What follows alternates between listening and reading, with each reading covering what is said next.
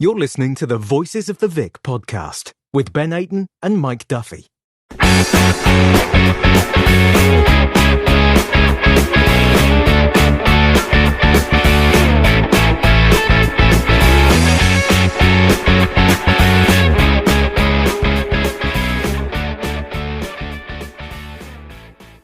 Hello and welcome to Voices of the Vic with me, Mike Duffy, and as always, my trusty co-host, Ben Aiton. Ben, how are you doing this Saturday afternoon? Yeah, with no football. Yeah, all right. I was just going to mention that no football, so it's a bit of a weird one, isn't it? I don't like this international break. Yeah. If there's England matches, or if you're from like Scotland matches, but yeah, I don't like this at all. I'd rather watch Watford play. Yeah, I don't think you're alone there. The only good thing is non-league clubs must be raking it in at the moment, which is brilliant, because obviously fans can't go and watch their normal club. And it's come out in the press recently that non-league clubs are actually seeing a sort of an increase in gate intake, which is brilliant. Yeah, news. Definitely. I think we've touched upon this before. We have a close eye at Berkhamsted. They had a local derby against Aylesbury United Tuesday night, which they came back to win 3-2 in the last minute. And they tend to average about 140 for the gate, and they got about 250 through. And I think this is all because fans like you and me, we can't go and watch our team, so they're dropping down to a non-league now and able to watch the actual game of football. And the standard's not great, is it? But it's full blooded and it's very entertaining. So. And you've seen the Premier League come out saying they're charging £14 or whatever it is for people to watch their own clubs. Sod's paying that. Go support your non-league club. They need the support more than ever right now. I'm glad you mentioned that, Ben, because I was going to touch on it, but not in too much depth, because we're unfortunately a championship team now, so it doesn't affect us. But all of the Premier League teams, apart from Leicester, voted for this. So it's £14.95 now to watch your team. And there's people moaning. If they want to watch football and they don't want to pay the £14.95, go to your local non-league team, and I bet you that 15 quid will get you in, and it'd probably get you a pie or whatever from a burger or whatever, and probably a pint. And you might, depending on the team, even have some change left over. They'd appreciate it more than the big wigs at Sky 100%. or BT or whoever it's going to. So I'm glad you mentioned that, Ben. But before we get too off topic, this is obviously a Watford podcast about the Championship, unfortunately. It's a transfer window special, Ben. Like, transfer window it's always an event, really. You know, you stick on Sky Sports and you watch the deadline come in, but they've sort of changed it around, obviously, because of what's been going on. We've had the international transfer window, but now coming up, which closes on, is it the Friday or the Monday, Ben? Yeah. I think there was a bit of confusion. It's for Friday. It actually closes the day we played Derby County. Yeah, so we've had the international one, so we can't sign anyone from international clubs. We can't sign any Udinese players unless they're a free transfer. And we've got the domestic one coming up. So the Premier League can still sign players from the EFL, but my understanding is they can't sign players from other Premier League teams, which I think is a little bit unfair. I don't like that at all. Especially, no. It just means the bigger clubs are just going to come in and pinch all the players from like the top of the Championship. You could see players from probably Brentford leaving, Norwich leaving, ourselves, Bournemouth as well, with Josh King as well. So I don't like this at all. It's only going to benefit the teams in the Premier League. Yeah, and Sarr as well, which, you know, we won't touch on because it's an obvious one that Liverpool and Man United have been sniffing around and have had bids rejected as well. But let's get straight into it, Ben. You know, we've had quite a few outgoings, but as of yet, other than Trooster Kong, he was the last signing that we made. So it's going to be more talking about players that have left. Now, the first one, which we're going to touch upon, is Danny Welbeck has had his contract terminated. Not a massive surprise, to be honest, Ben. It was a gamble that, you know, it didn't really pay off. But what's your view on Danny Welbeck leaving and Danny Welbeck's time at Watford Football Club? It's such a shame to see that we've parted ways, but you can totally understand why the club and Danny Welbeck wanted to part ways. it gets him off a wage bill. It also allows him to negotiate a new deal with clubs. I've seen that there's been interest abroad, but he ideally wants to stay in England, which is totally up to him. And it's just a shame we didn't really get to see the best of him until the last few games of the season, wasn't it? He joined up late at the start of the season. I think his fitness didn't really help him. He managed to get into the team, had a run of games, picked up that niggling little injury at Spurs away after a couple of minutes. Then he was out of the picture for a good few months until probably lockdown. That's when he came back into the side, and I think he the first time we really noticed him in a Watford shirt and actually performed with, he had a cameo appearance at Stamford Bridge against Chelsea. He came on, I think he probably replaced Troy, and he was very mobile up front, and he caused problems for that Chelsea defence. And after that, he obviously produced that spectacular goal, the overhead kick against Norwich, which Watford fans will remember for a very long time. It's a shame fans weren't in the ground to actually see that goal, because what a goal that was. We saw something similar by Emre Can, didn't we, for Liverpool? Against us. But it was, so it would have been nice to actually see a Watford player score something like that in front of a rookery. But totally understand it. I wish him all the best, but it was a gamble. But I think it was a gamble worth taking, wasn't it? He was on one of these pay-to-play contracts, so I think he was getting a certain percentage of his wage when he wasn't playing. But when he was playing, he was getting his 100% of the wage. So definitely worth the gamble. It's just a shame. I think he probably had one eye on the England squad when he joined up with Watford. He thought, if I play week in, week out, I can sneak my way back in. But it just wasn't meant to be this time round. Yep. And another player who's following Danny Welbeck out the door is sort of expected, Ben, but it's Deulofeu who's going to Udinese on a season-long loan. Now, do you think that there's probably more to it? Like, Udinese for a reason, his statement, sort of a few words put in there that a little bit cryptic, could point in the direction of him coming back, Ben. What are your thoughts on Deulofeu off to Udinese? Yeah, I think he's put out a statement, hasn't he? And he's used the words very carefully and very wisely as well. I think you got to remember he's still got years on his contract, so he doesn't really want to leave Watford on bad terms, and he's got to kind of look like he's still a Watford player. So he's came out and said, "Hi, Watford fans. I just wanted to thank you for the support you have given me in my time at the club so far. I wish you all the best for the season, and I'm sure the squad will give everything to return to the Premier League straight away. All the best for now, Gerard Deulofeu." That's kind of saying that he's open to a return to Watford, but he kind of has to say that, doesn't he? But I'm kind of hoping that he does return, because it's a sad thought to think that the last time we saw Deulofeu in a Watford shirt was when he was being stretchered off at Vicarage Road after that coming together with Van Dijk, and he did his ACL. So really hope he can come back to Watford next season if we are to return to the Premier League. But you can understand why he's gone to Udinese. There was other clubs linked with him, but maybe they had one eye on him thinking he's still injured, he's still weeks away from recovery. Is it a risk bringing him in? So that's probably why he's ended up going to Udinese. Watford wanted to get him off the loan bill. Udinese needed to improve their squad. So it's kind of a win-win situation for both parties. Yeah, massively. And obviously it's well coveted that Watford and Udinese also share the data between each other as well with players. So it sort of makes sense in that case as well. And I think he's going to absolutely rip it up in Serie A as well. So I'll definitely be keeping an even closer eye than I usually do on Udinese, because he's not the only one that's actually gone to Udinese from us. Just quickly touch upon the first gentleman, Ignacio Pacetto. Didn't really make an impact, but he didn't really have a glowing Watford career.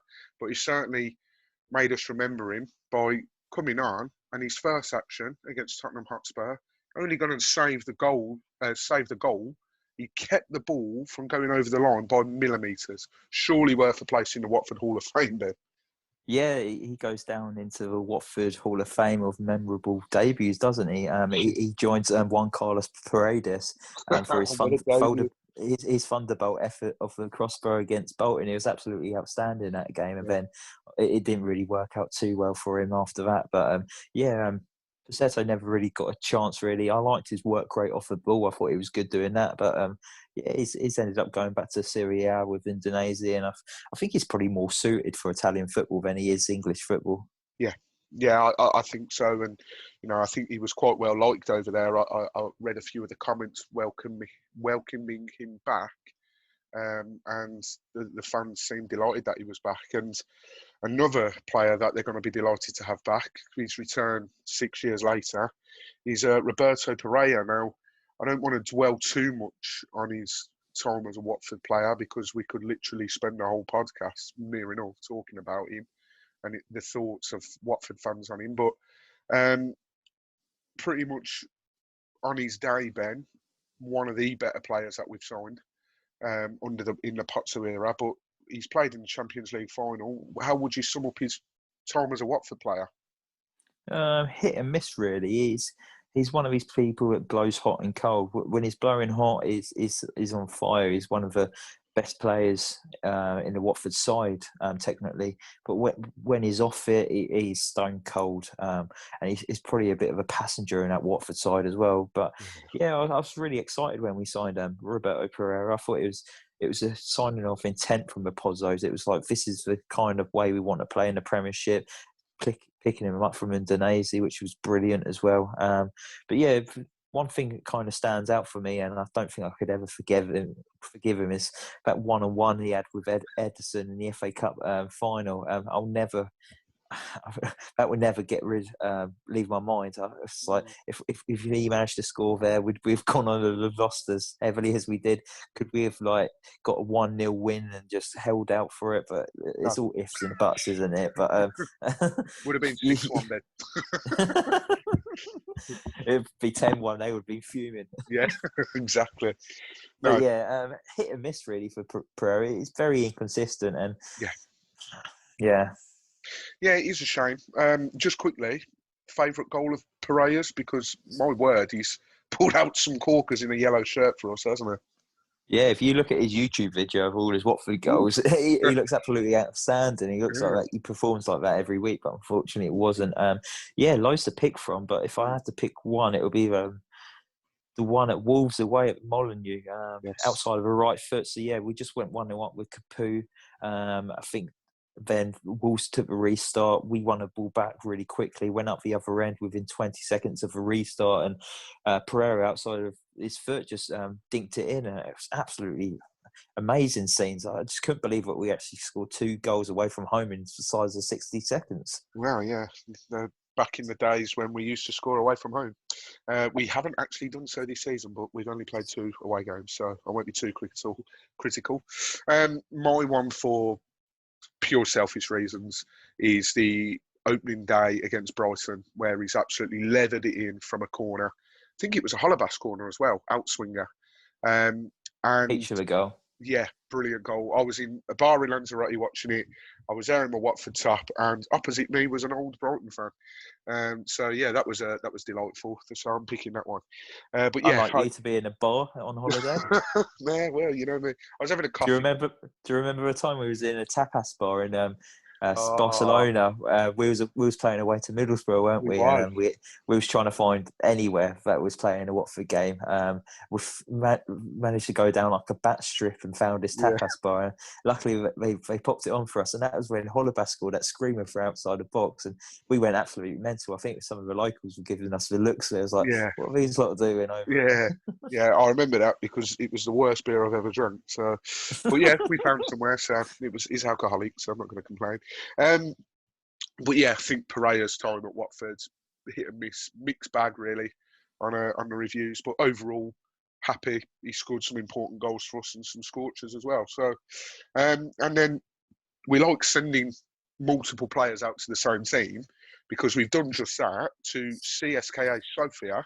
We've sent Alberto Penaranda and we've sent Jerome Sinclair. Now, Sinclair, I'm not so concerned about, but Penaranda, I was half expecting him to be in the squad in the plans this season, Ben, and I'm pretty sure you've touched on it in previous podcasts that you've thought the same too.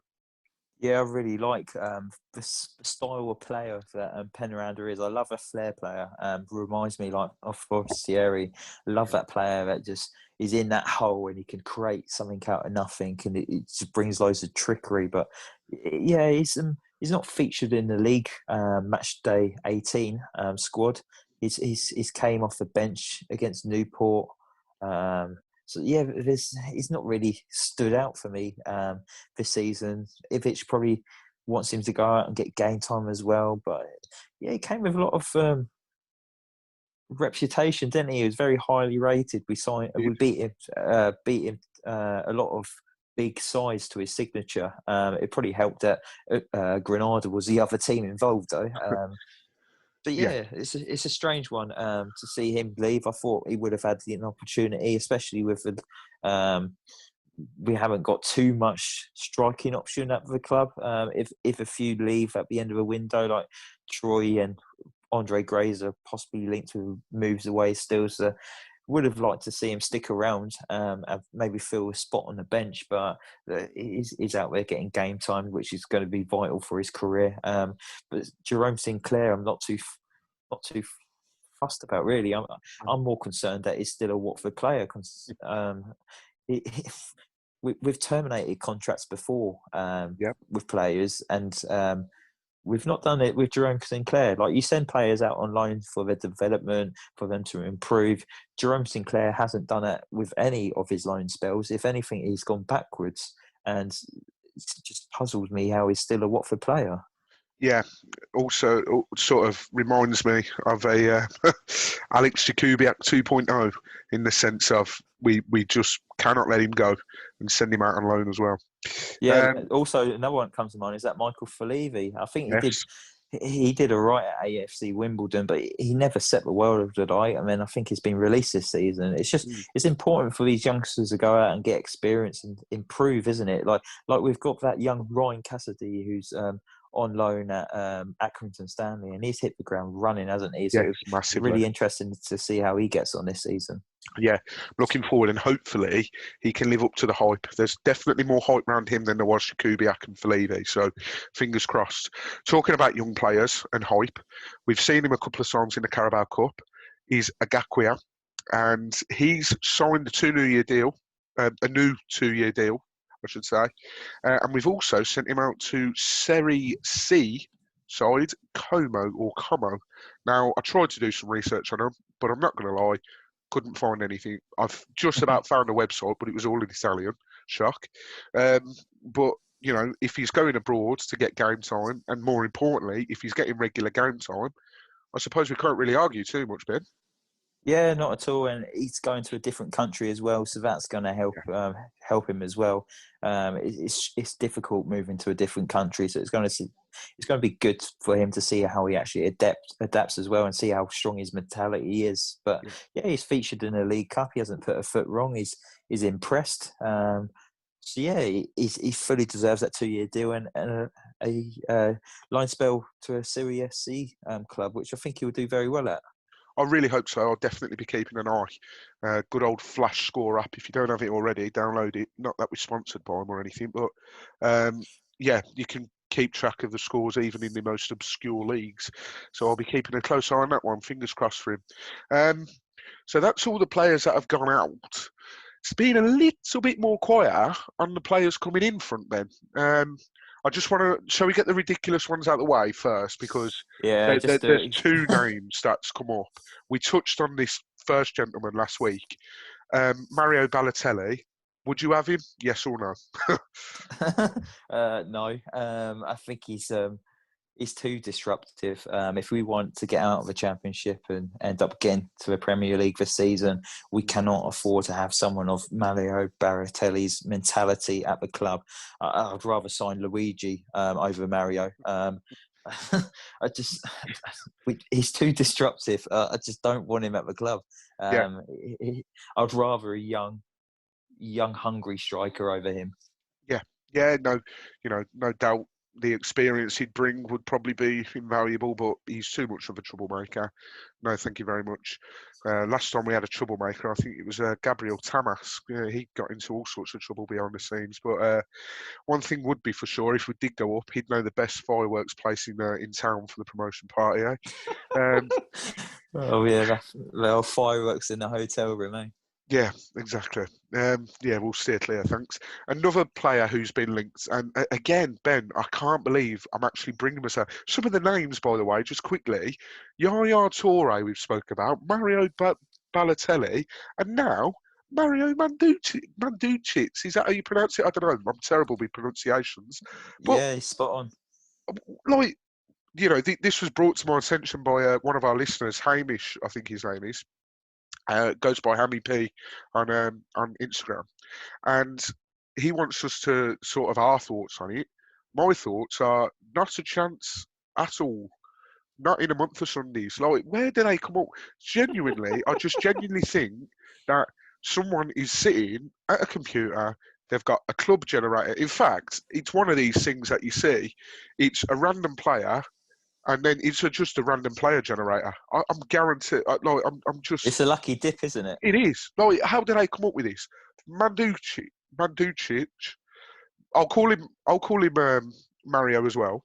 But I actually don't know what else to say, Ben. Like, can you even think of anything to say about this? Do you think there's any truth behind it? I think there's no truth in it at all. I would say I'd rather sign him over the other Mario that we've just discussed. He's someone that would probably, a lot of the younger players would learn a lot from, and he's probably capable of actually doing the job still. But yeah, absolutely ridiculous. It's like you say, it's one of those generated transfer rumours. You pick a club out, Watford, and then you've managed to pick out a player in Mandzukic. It's just ridiculous. Well, now that we've downplayed it, you watch him go and sign next week. I'll be happy for that. Yeah, I'll Yeah. take it. But yeah, you just watch. Two other players who it's a little bit more solid, these ones, and a bit more believable. First one is a Chelsea left back, Baba Rahman, on loan. Middlesbrough are also interested in him. Now, he's 26 and he's not quite reached his full potential since arriving at Stamford Bridge in a £14 million deal from Bundesliga side Augsburg. A left back, more importantly, Ben, because it sounds like we're going to need one of them. Would you be happy with that? You've done a little bit more, you've got more on him than I have. So what can you tell us that you found? Yeah, I'd be happy with him. The only issue with him is he's had a lot of knee injuries during his career so far, which kind of prevented him from playing those 30 to 40 games a season. So that's a bit of a concern. He's 26-year-old, is a left back. He plays for Ghana. He has had 25 appearances for Ghana. He's currently a Chelsea player. He's been sent out on loan 3 to 4 times. Not 3 to 4 times. He has been sent out 4 times on loan. He's gone to Schalke twice, to Mallorca as well last season, where he linked up with Cucho Hernandez, who is a Watford player. It's one to watch, really. I think I've seen something on Twitter saying that he would prefer a move to a London club, which probably puts us in a driving position. But yeah, just one to watch, really. I think he's very athletic. He gets up and down the touchline very well. He's got good delivery on him as well. So yeah, I think he could be a good fit. Yeah, absolutely. I completely agree. And I think you've said as well, you've managed to find somewhere online that reports would suggest that he actually would prefer to join us because of the London-based link. Which, if that is the case, then happy days. No one wants to go up north, do they? No one. Not even the players that play up there.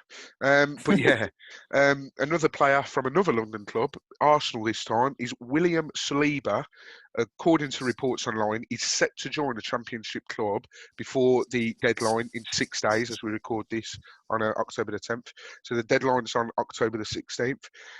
Watford and Brentford are amongst the possible destinations. And the reason they're letting him go, because if you don't know already, ladies and gents, they actually signed him for £27 million from St Etienne. So he's got to be half decent to pay 27 million for him. And he's a centre back. But apparently Arteta is assertive that he's not ready for Premier League football. And another thing which sort of shows the scale of how ludicrous this might be is no other than Martin Keown has said that he believes this is ludicrous to send him out on loan. Yeah, it's quite telling when you've got someone of Martin Keown's experience and know-how of the Arsenal club and his experience of the Premier League to say that he's a bit puzzled as to why they've spent £27 million on a youngster and they want to ship him out on loan for a second season running. They signed him from St Etienne, didn't they? And then loaned him back after straight away to gain experience. And it's no hidden secret that Arsenal's defence is absolutely woeful. So I imagine if you spent £27 million on a young defender in France, he's gonna come in and improve that defence. But look, if they want to send him out on loan, I think we'd happily take him if he is that highly rated. It's just, who does he come in for, Mike? Who would you fit him in? This is it. I'm struggling enough to fit William Troost-Ekong in, because albeit we conceded last week, but we've only conceded one league goal all season, and I wouldn't really unsettle that. So it's a good question. Look, he's got to be half decent if he's £27 million. Would he tear it up in the Championship? You know, he's having some glowing reports, so I'd suggest that he would, but again, as you say, I really don't know who I'd bring him in for. I really do not. But it'd be interesting to see, keep an eye on. You know, it might not even come to us. He might go to Brentford, but one to keep an eye on, I think.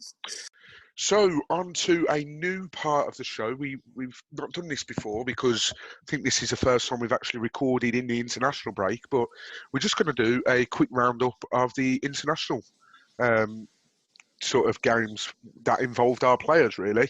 We'll start with the most important and probably most valuable player on our books at the moment is Ismail Assar, who scored a penalty in a 3-1 defeat to Morocco. Now, yeah, it probably wasn't great for his confidence that they lost 3-1, but at the end of the day, a goal's a goal, Ben, and I know it come from the penalty spot, but that's going to do his confidence a world of good, you would have thought. Yeah, it doesn't matter how we go in, do we? That's going to be a massive boost of confidence for him to score for his national team. I think I had a quick look at that's his third goal for Senegal now. So I think normally it would be Mane that would step up and take penalties, but obviously he's not able to play because he's got to self-isolate because he tested positive for COVID-19. So he's stepped up into his plate and he scored, which will be it will do him a world of good. I'm not saying his confidence has been lacking or anything, but there's been a lot of talk going on off the pitch, and it might have affected him slightly. So a goal for his national team. He'll be coming back and he'll be ready to go. Yeah, let's hope so. He'll be chomping at the bit, hopefully, and he can put another goal away against Derby on Friday, as far as I'm concerned. Another player who's going to be, confidence is going to be sky high is Craig Cathcart. So he was he played the full 90 against Bosnia in the Euro 2021 qualifying playoff, and they won on penalties and went through. So they're now through to the playoff final for the Euro 2021 qualifier, although I'm not sure who that's against. But a little bit of an interesting fact, they've beat them on penalties in the Euro qualifiers. They're actually in the same group in the Nations League, and Bosnia are top, winning all games, and Northern Ireland's are bottom, losing all games. So they can't beat them in the National League, but they can in the Euros. So a little bit of a statistic for you. So another man who has been, the fans are growing and they're really starting to love him with more and more games that he plays, is Ken Sema. Played 76 minutes in a win over Russia, and it was 2-1. And it's good to see him, back playing after a possible injury, muscle strain, that sort of kept him out the starting lineup against Reading. Yeah, definitely. It's good to see that he's actually featured for Sweden and actually played a long amount because obviously he missed the Watford starting lineup against Reading with a muscle strain. Him and Cleverley missed it and was on the bench. It's good to see that he's not had any setbacks on that, and he should be raring to go against Reading. But yeah, you're right. Fans are starting to love him even more every time we see him put on that Watford shirt and he's putting in performances. He seems like he's 100% committed, and he fights for every ball, and that's what you want to see. And yeah, absolutely love King Sema. Yeah, no, and to be honest, I'm glad he didn't play the full game, and maybe they were a bit wary of it as well because of obviously his recent muscle strain, and maybe Watford told him not to play him the full game. But yeah, good for him to get a solid amount of minutes in the belt. Another player who we're actually yet to see in a Watford shirt is Troost Ekong. Now, he actually captained Nigeria in their 1-0 defeat against Algeria. He did unfortunately pick up a yellow card, but he played the full match. So again, it's good that he's getting minutes because it all goes towards match sharpness and match fitness. So it's going to be interesting to see if he's used on Friday, if he's starting on the bench, if he's starting in the starting 11. But another good solid 90 minutes. Disappointing to pick up a yellow card. He wasn't the only one, which we'll speak about in a minute, to pick up a yellow card. But yeah, that was good. It's good to see that we've signed someone with leadership skills as well. For him to captain his national team, it's absolutely brilliant. And that's what we needed at the back as well. We've lacked it for a long time now. I'm trying to think who was like the last pinnacle leader in the back four. It's been a very long time, hasn't it? Like Jay Demerit comes to mind. Jay Demerit. But apart from that, could you possibly think of throw anyone at the top? Prodel in the mix, possibly? I know he wasn't captain, but he had those possibly leadership skills. Yeah. But other than probably throw him into the mix. Captain, you're probably looking further back than Jay Demerit, I'd say. Yeah, you go back to the days of like Neil Coxon, Robert Page, don't you? Yeah, exactly. Yeah, Robbo. Yeah, no, very good point. It's good that we've actually seen the issue and we've brought him in. I can't wait to see him in a Watford shirt. Absolutely, and it's going to be interesting. I think we've got a real player on our hands here. Another player that we've got on our hands, which me and Ben have both sort of echoed our thoughts on. We think he should still be at the club challenging for number one, is Pontus Dahlberg. The guy loves a clean sheet. So he was playing in a Euro under-21 qualifier and they beat Luxembourg 4-0. Now, granted, Luxembourg's probably not the most luxurious of lineups and they don't have the most luxurious of players, but you can only the old cliche is you can only beat what's put in front of you. And he got a clean sheet against Luxembourg and it just adds to the clean sheets he's got this season for club and for country. Now, I think we've actually got a real gem in our hands and he's got to be looking at coming in next season being number one, in my eyes. Yeah, definitely. There'll be question marks over Foster at the end of the season, and not for his ability, but it's his age a little bit. Whether he wants to carry on playing up past the end of this season. I know we've got Bachmann at the club, but like you've just touched upon, we re-rate Dahlberg very highly, and I think he's better than Bachmann. Yep. And also we've also said about how valuable it is for players to go out on loan, and like we've obviously seen Sinclair hasn't really progressed; he's declined if anything, but Dahlberg. This is what loan spells are for. Dahlberg's gone out, but he's taken his opportunity and he's improving each week.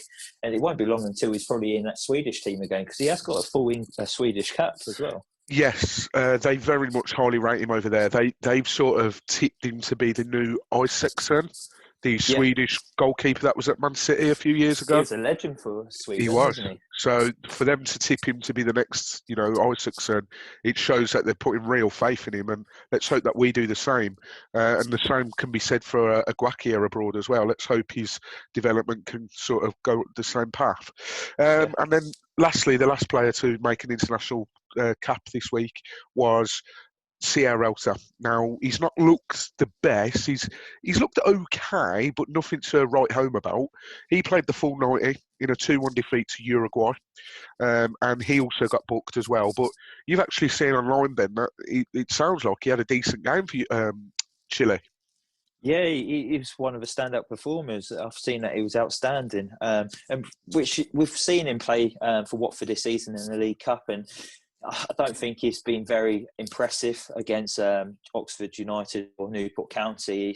He kind of stood off a defender for one of the goals, which weren't great. But yeah, he was up against Luis Suarez for Uruguay, and apparently he was outstanding and managed to keep a good eye on him for the whole game. Well, you'd have to keep an eye on Suarez. He's got a tendency to bite people, ain't he?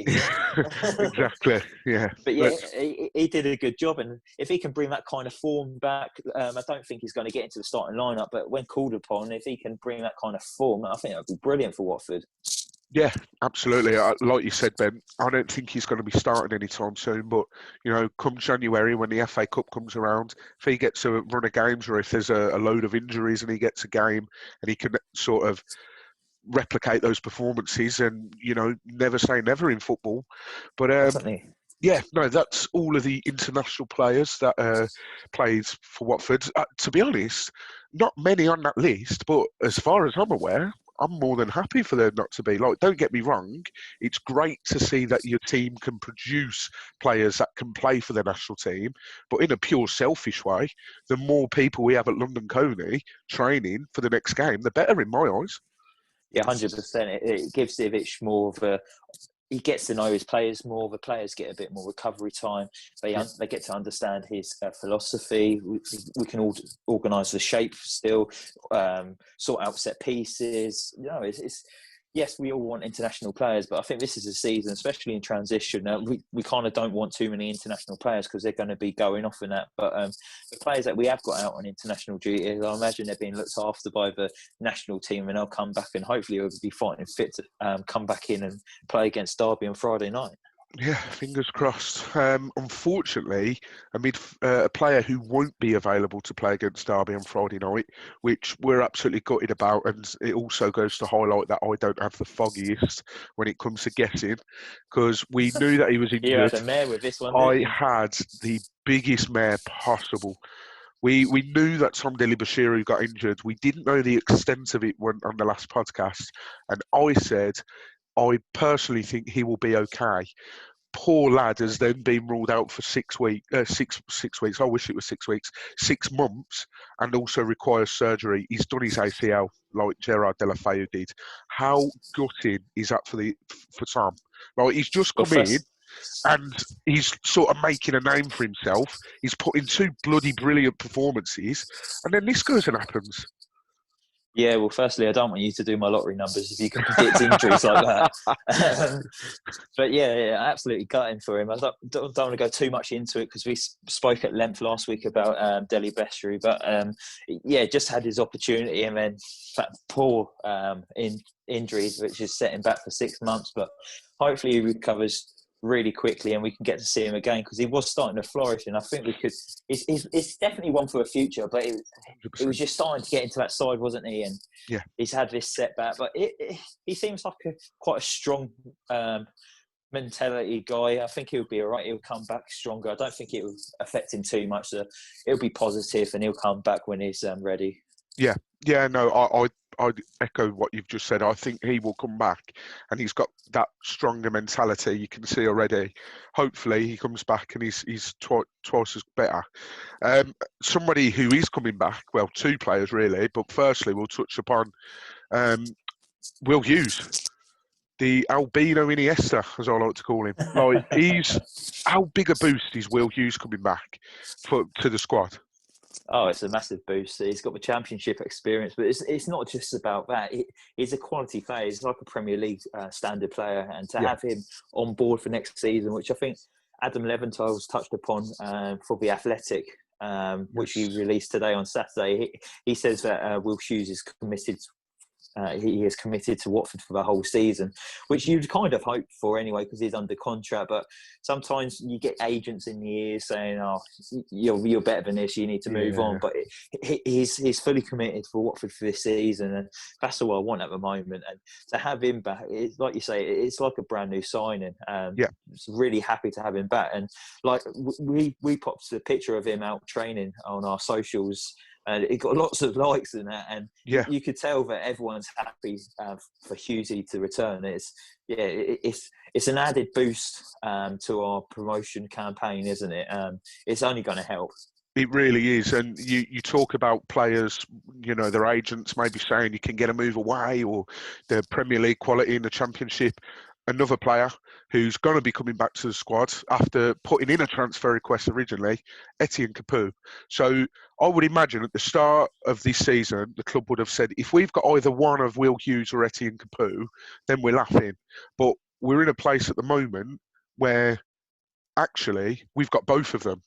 And Capoue, like you mentioned with Will Hughes, it's going to be as if he's coming in as a new signing. Like, yes, it might take him a couple of weeks to get up to speed with the way that Ivic wants to play, match sharpness, match fitness. But once Capoue is in that team, my God, his experience is going to be so, so valuable. And I'm really excited to see him play in the Championship, Ben. Yeah, I can't express how much it means to us that we've actually managed to keep hold of him. He's been unbelievable for us. He's probably been our best player of the last 2 seasons, maybe. He's been very consistent. One of the best signings of positives we've ever done. I think he comes like when I like to describe Capoue, I want to think he's a bit of a Rolls Royce. He's just amazing, isn't he? He's very smooth like a Rolls Royce as well, and it's a massive coup to keep hold of him. I know he's a bit older. What is he, about 31 now? But he's still got the ability to carry on playing in the top flight for another 2-3 years. And if he can do that in the Championship, he's going to be one of the best midfielders in that division. I think he will. I think he will be the best. I really hope this doesn't come back to bite me, but I think he will be the best midfielder in the Championship. Just look at the depth we've got in that midfield area now. I think we've got one of the best in the division. Yeah, 100%. I think maybe we lack a bit in creativity going forward because obviously really he hasn't came to light yet, has he? He struggled the first 2 games and then he's not got back into the side. But you look at that, the sitting in midfield. You've got the Chalobah, you've got the Capoue, you've got Cleverley. You can go in there. You've got Hughesy, you've got Deli Beshu when he comes back and he'll be fit. You've got James Garner, who we've got on loan from Manchester United. It's such a strong midfield now.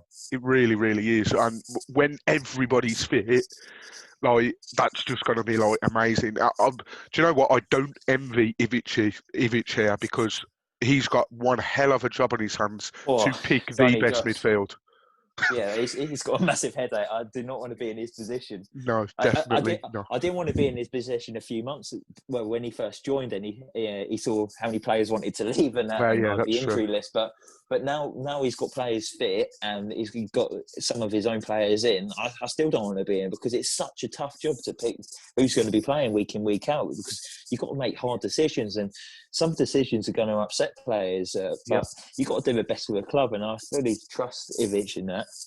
Oh yeah, 100%. I think Ivic is a man to take us forward, and this midfield, the strength and the sort of depth in midfield is only going to help. Another man who we'll talk about now, we've opened talks with Tom Cleverley over a new deal. Now he's 31 and he's got 2 years left, so it's taken to 33. Do you see this more as a maybe altering his wages possibly as opposed to a contract extension as such, Ben? Or do you think it will be a contract extension? I imagine it's going to be along the lines of reducing his wages, but also in putting in some incentives. So if there's like promotion, he gets a bit of a pay rise. Yeah. And also, I don't imagine they're going to extend the length of the contract, but they might put in the possibility of an extension for 1 year, which is at the club's discretion. So yeah, it's one to watch. He deserves. Cleverley's in and out of the side, isn't he? He has lots of niggly injuries. But you're definitely not going to give him a 5-year deal. But if you can agree a new 2-year deal and with an option of possible a further year, I think that's a good deal for Watford. Yeah, I can't imagine they'd offer 31-year-old Tom Cleverley a 5-year deal. One man they can offer a 5-year deal to, and I'd very much love it to be the case. We're also known to be keen on extending Ben Wilmot's contract. He's got 2 years left. Ben, as far as I'm aware, you say, how much do you want? Here's a 5-year deal. Yeah, I can imagine he's probably on lowish wages as well. Yeah. So he'll be keen to get a new deal through the door so he can have a bit of a hike in wages. But yeah, you got to tie him down to 5 years with his potential as well. Has he only got a couple of years left of his contract as well? So if teams are sniffing around him, you're not going to get as high of a transfer fee. So you need to tie for people with like high potential for possibly 5 years, don't you? Just to try and maximise that return. But yeah, he'd fully deserve it as well. He's gone out, he's grafted, he's gone to Swansea, he's improved as a player. He's only going to improve this year if he carries on playing week in, week out. And if I was Ben Wilmot, I'll have one eye on that England's under-21 squad, because he is capable of getting into that, and it's not any worse than the players that are in it already. No, I agree. I think he's got to have something to work towards, and also Ben as well. I think future captain for Watford. If Will Hughes was to stick around as well, he'd obviously be in the mix. It all depends on next season, though. But definitely Hughesy and Wilmot, future Watford captains in my eyes. We talked about earlier, not long ago, you can't remember the last time we had a actual leader or a captain as such at the back. Well, look no further than Will Hughes. I know Will Hughes isn't a defender, but Will Hughes and sort of Wilmot. Wilmot, I think, is going to be the next one. So it's going to be interesting to see what happens there. And hopefully the club don't just talk about it. They actually get on and actually offer him a 5-year deal. That would be very, very nice. Just a couple of quick things to round up the show on. We appreciate it's a little bit longer than usual, but we've had a lot to cram in. There's a At Your Place event happening again for Watford fans, which they've nothing but success has been brought from them, and I really like the idea of them surrounding it. I believe it's Scott Duxbury and Ivic that will be present. They usually have a player as well, but I'm not sure. They've not said anything as of yet. That's going to be on Monday the 19th of October at 7 p.m, taking place on the Watford FC YouTube page. So Watford have actually asked fans to get your questions across. Now, I would imagine they will answer any question as long as it's reasonable. And I say that, any question, because Ben, how many times have we heard, we both know people that have been and we've seen the outcome of them, and how open talking are they? Like, it's just brilliant how open and honest they are with us. Yeah, this is what we need as well. We've said about it before. Communication is key with Watford. Last season we had no communication at all, and you could kind of tell on and off the pitch that things weren't going great. This year it's totally different. It's spun around completely, and we've had a lot of communication from Scott Duxbury, possibly Gino as well. So yeah, it's brilliant. And these At Your Places are brilliant, especially for us who are such a family club as well. Yeah, we need to be in touch with our fans, and it's absolutely brilliant to see that they're using the YouTube channel and doing it for all fans to see, because I've wanted to go to one of these before, but it's actually quite difficult to get a ticket sometimes to go to these. I wouldn't have been surprised if they limited it for like 200 people like they would do normally pre-COVID, but it's good to see that we've opened it up and all fans can go on there and watch what's going on. Yeah, I very, very much. If you're not planned already to, guys, very, very much recommend you go and check that out on Monday. Another thing that the club have put out, we're literally just going to quickly touch on this because I thought it'd be fun to do this. They've asked for the programme for the next home game. If you was to have you've got a dinner party, you can invite 3 Watford associated people, past or present. Who would you invite? Now, Ben, have you got three players off the top of your head that you'd invite? Yeah, I thought about this for a while. I don't want it to be a plain dinner. I want it to have a bit of oomph to it. Yeah. So I'm thinking Tommy Oban, because he'll turn it into a party. But if I'm turning it into a party, the 2 people I'll probably bring with me is, sorry, this isn't very PG, Isaac Success. And I'll probably bring Panoranda as well after his summer. I bet you bloody would. Yeah. After his summer issues. Yeah, well, make sure that would be a solid party, wouldn't it? That would be a solid party. I think it's just for dinner, though, Ben. Let's not get carried away here. It's a dinner party. Anything can happen at a dinner party. Well, as long as you eat before, make sure that Isaac's got his Baileys. You'll be all right. I would probably, do you know what? I'm going to be boring. I'm going to bring it back down to that PG-ness. I'm going to say Alec Chamberlain, Graham Taylor, and he's got to be Troy Deeney. I mean, it wouldn't be a far drive for Troy to make it to mine, but yeah, I think the stories between those three would be absolutely amazing. But yeah, I just thought I'd ask you who your three would be, and guys, if that sounds something you're interested in putting your opinion across, head over to the Watford website, and your answer could be in the next programme for the home game against Blackburn. But we will finish the show on this note. We have got a game before that game away at Pride Park. Now, our record at Pride Park's not the best, but we thought we'd speak to a Derby podcast. As always, we love speaking to the opposition fans here on Voices of the Vic. This time round, it was Richard from Steve Bloomer's Washing podcast, and we spoke to him everything to do with Derby's last result against Norwich, who the men to look out for Derby's point of view is, and their general aims for the season. And me and Ben caught up with Richard earlier, and this is what was said.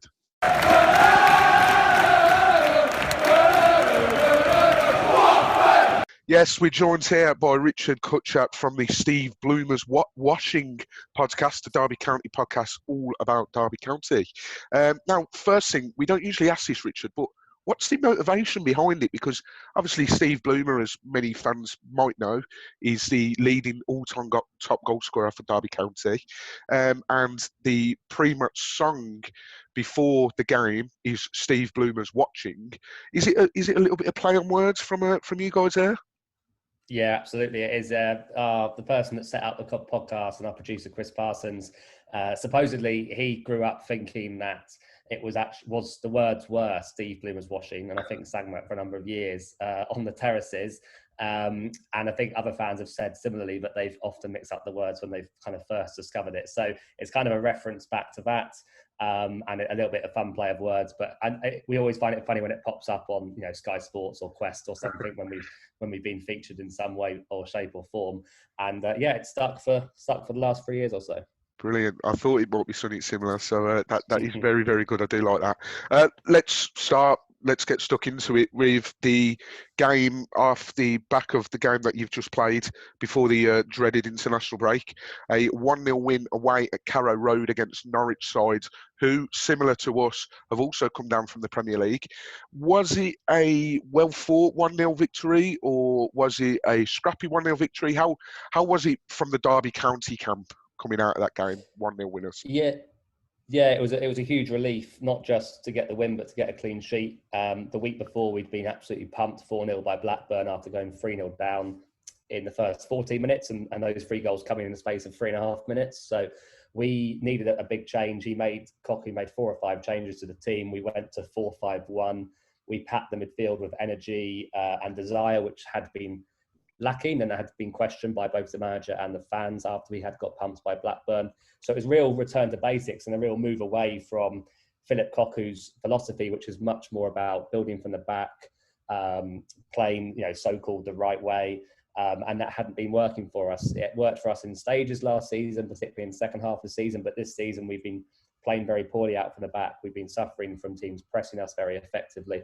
And we went back to basics and we just fought it out, to be honest. The first 20 minutes were pretty hairy. We looked like we were going to concede, but after that, we got back into the game. We started to win the midfield battle, and having left Rooney on the pitch right up until the end, which I think most of us were questioning, considering his fitness at the moment, he was there to pop the ball into the top corner from a free kick, which probably only him on the pitch could have done that in that situation. So it was a bit of a smash and grab, but it was very much a welcome return to basics and showing some determination, which had been lacking. What a fantastic goal that was! That was breathtaking. You just knew when Wayne Rooney stepped over the ball, it was only going in one place. Really, he still kept that technique to this day, and it's just incredible whenever he's got a set piece in front of goal. So we've seen that he played up front against Norwich. Is that somewhere you're looking to carry on playing him, or is it just a stopgap for the time being?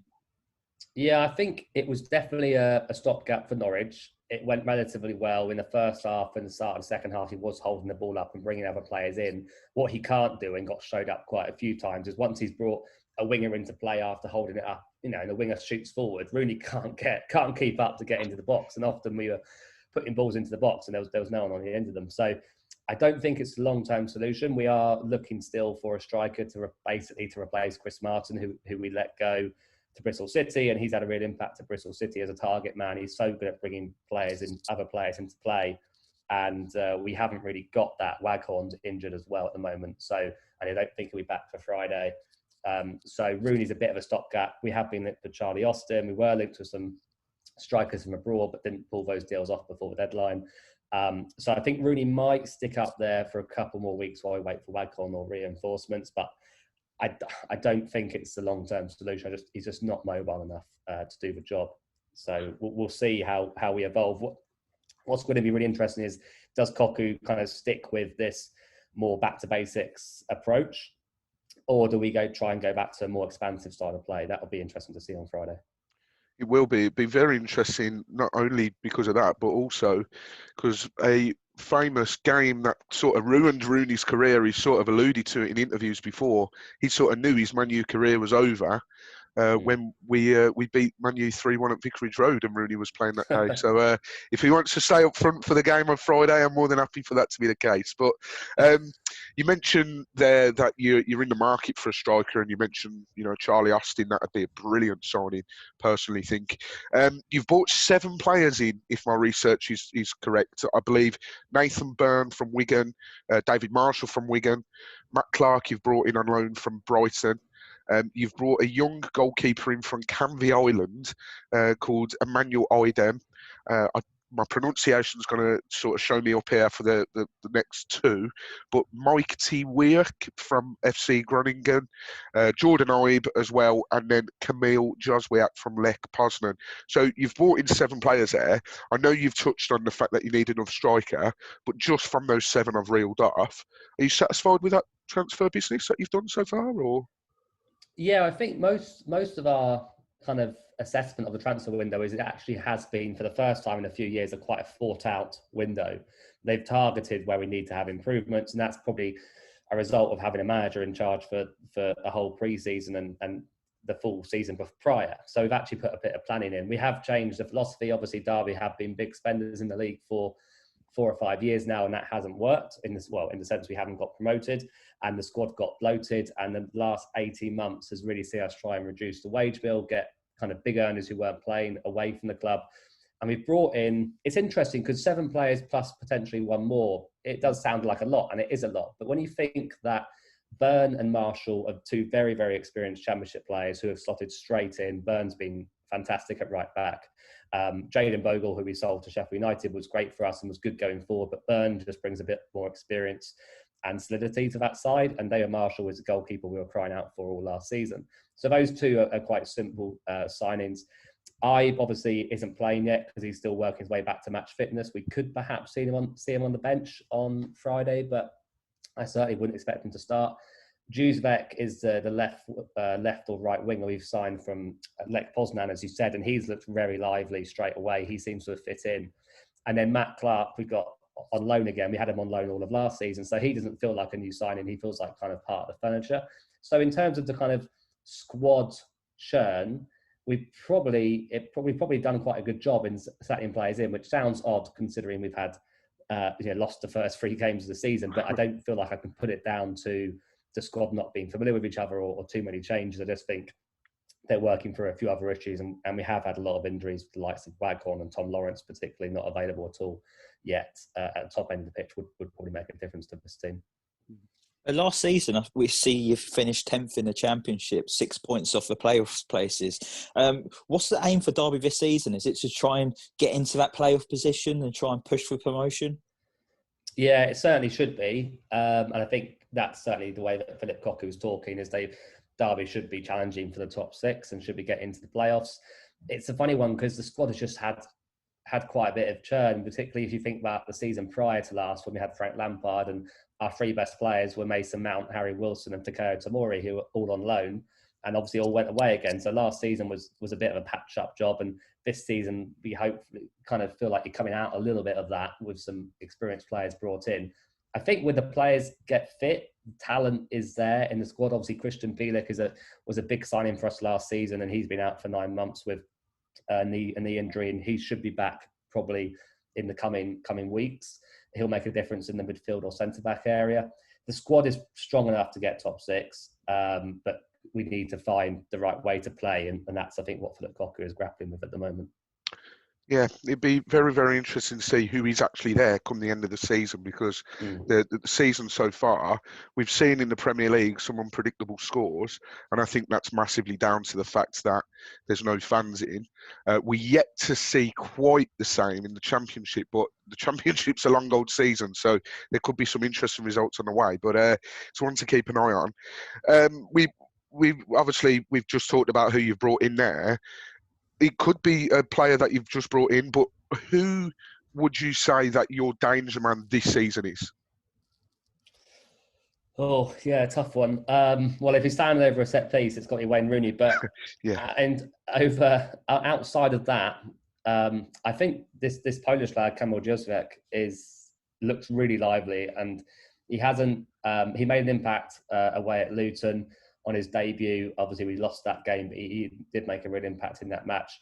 He's starting to play more from the left-hand side, which is where he's more comfortable for. He's the one that intrigues me most because he's a bit of the unknown. I think when Tom Lawrence comes back from his injury, he had a very good second half of the season. His shooting from range is absolutely incredible. Maybe shoots a bit too much, but those are the two players. And the big kind of joker in the pack, if you will be Jordan Ibe. Jordan Ibe had a fantastic loan spell at Derby 4 years ago, and is still only 24 years old. Now, if Philip Cocker can get the best out of Jordan Ibe again, he should absolutely rip up this division. So it's the wide areas, which we have been severely lacking in for the last year, which excites me. But they're all kind of, one's a brand new player, one's a player that hasn't been playing for over a year or so, and Jordan Ibe, that has the potential, and the other one is Tom Lawrence, who is currently injured. So that's what excites me. I think when we get the attacking players back on the pitch and familiar with each other, that should be quite exciting. So I haven't picked out one for you. I've picked out lots of potential, but no one's quite the finished product or fit at the moment. You couldn't pick out one Derby player as a key man for you this season, but could you, looking at the Watford squad list, is there someone you fear Friday night? Well, the thing what's interesting about Watford is you've kind of, so far this season, and we're obviously only 4 games in, attacked the division with a solid defence, which goes a long way in this league. And I think actually it's really lacking this season. There's lots of teams that want to play very, very pretty attacking football. I'm not saying you don't do that, but just from looking at your list, you're not scoring lots of goals, but you're not conceding many either. And that itself would probably concern me, because we have been quite toothless going forward this season. If you're going to play a disciplined game, we'll probably struggle to break you down. But you've got some experienced campaigners in there. Obviously, you've had to sell a lot of players as well. So that kind of changes things up a bit. I mean, Glenn Murray is obviously proven at this level, and he feels like a striker that if you can build a team around, he'll probably guarantee 15 to 25 goals. And if you're keeping clean sheets, that will do you a good job. So I feel like he also is the kind of player, we don't defend crosses well, so that could be a nightmare waiting to happen. So if you get the balls into the box, I'd expect you to create some chances. Yeah, it's going to be an interesting matchup. Obviously, you've not started the season off the best, and there's players that are still transitioning.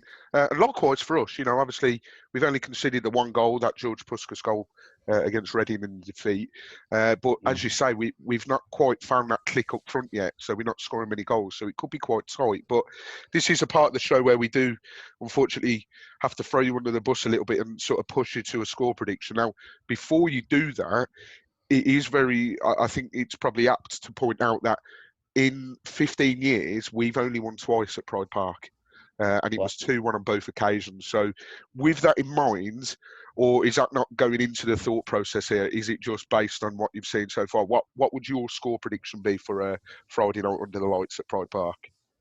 Well, it's funny, those kind of statistics and kind of historical results between clubs, because you never think about them until someone reminds you about them, do you? Wouldn't have factored at all in my prediction if you hadn't just told me that.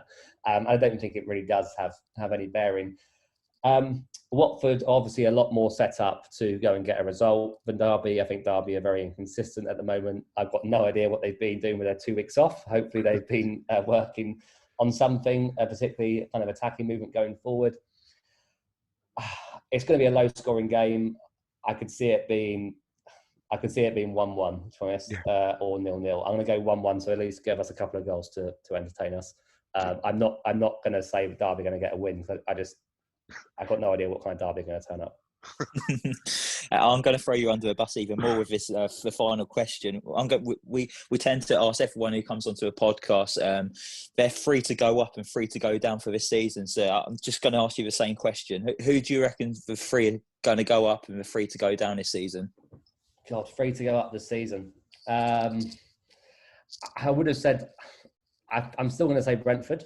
I think Brentford will finally do it. I know that they haven't started the season as well as they showed themselves last season, but I think Brentford are still a good bet to be up there and in the mix.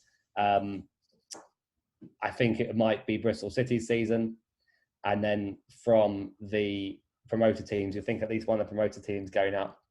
I feel like it could be Watford, as I said. I mean, with the defence, if you're going to keep clean sheets, you're going to give yourself a chance, and there is plenty of attacking talent in that team. So I'll go Watford, Bristol City and Brentford. 2 new teams in the Premier League and Watford doing their yo-yo thing. Very good. Free to go down? Free to go down. Well, Wycombe Wanderers look like they're already down. I think Barnsley losing Struber is bad. I think that's a real blow for them. I think Barnsley could end up back down there again. And one of my good friends in the United States will hate me for this, but I think Luton Town as well. Yes. Yes. And right. then, of course, you'll like that as well, chaps. As well. Yeah, no, brilliant answer. He said Watford to go up and Luton to go down. Absolutely brilliant. We'll pay him that. Come again. Yeah, we'll pay him that tenner after the episode. Thanks for saying that. But no, absolute pleasure.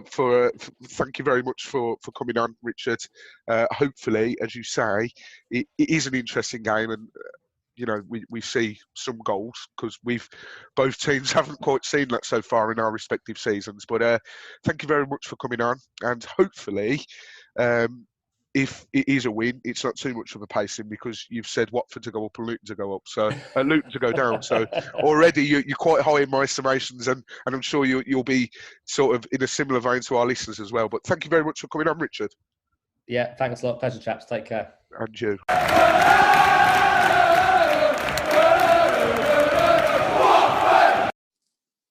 So an interesting chat we had there, Ben, with Richard. He very, very in depth, and it sounds like it's going to be quite a close game.